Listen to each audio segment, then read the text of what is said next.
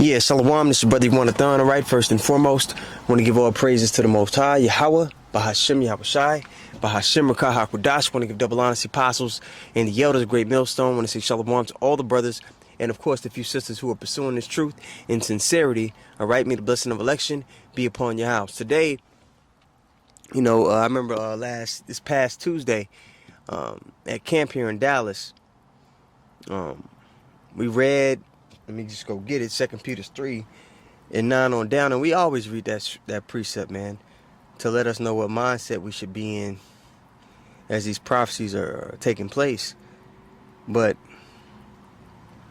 the point comes to mind of when you read it, man, do you realize the gravity of actually having that mindset and how you live in your everyday here on this side during our grace period? All right, let's read it really quick here. This 2 Peter 3 and 9.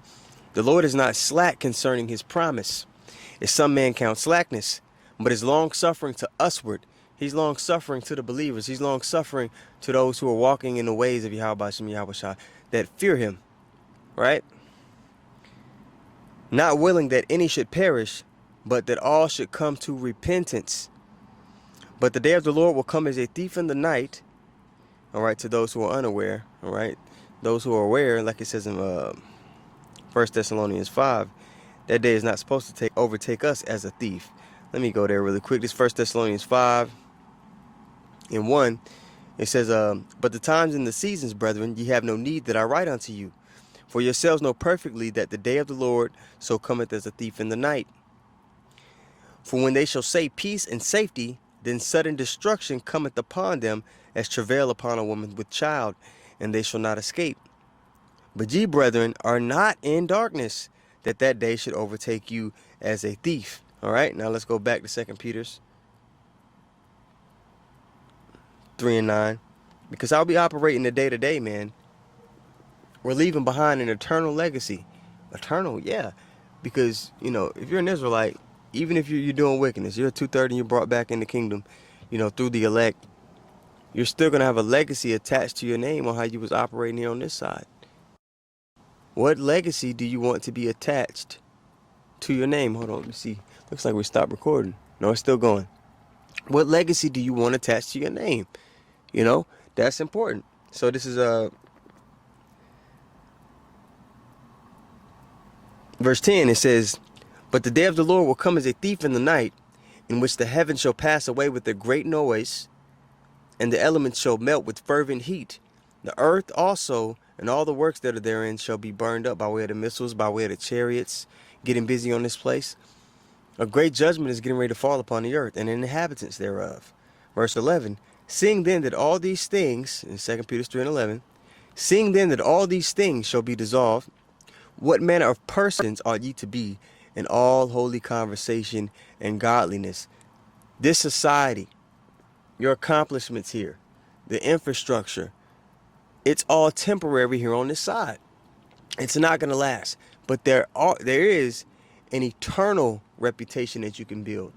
There is an eternal status that you can obtain.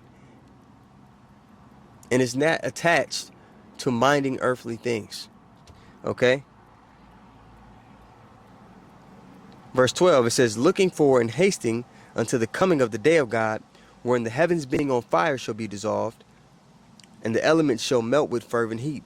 Nevertheless, we, according to his promise, look for new heavens and a new earth, wherein dwelleth righteousness. And that's the eternal kingdom of heaven, man. So are the things that you're doing, how you're moving here on this side, is it adding up to an honorable reputation in the world to come? If not, best to check yourself, okay?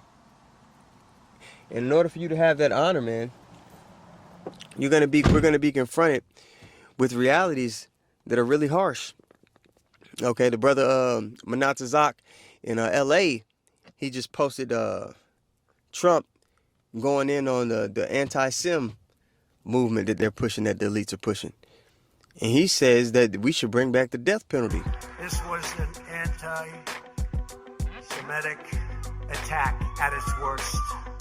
The scourge of anti-Semitism cannot be ignored, cannot be tolerated, and it cannot be allowed to continue. We can't allow it to continue. must be confronted and condemned everywhere it rears its very ugly head. We must stand with our Jewish brothers and sisters to defeat anti-Semitism and vanquish the forces of hate. That's what it is. Through the centuries, the Jews have endured terrible persecution, and you know that. We've all read it, we've studied it, they've gone through a lot. And those seeking their destruction, we will seek their destruction.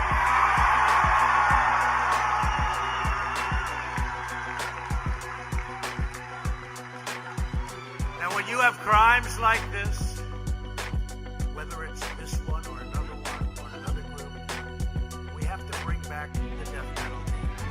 They have to pay the ultimate price. They have to pay the ultimate price. They can't do this. For those who are calling out the JOO.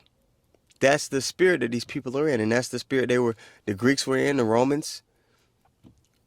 The apostles took horrific deaths because they wouldn't renege on the things that they seen. They wouldn't say that they weren't true. They knew they were true, and they couldn't lie about it.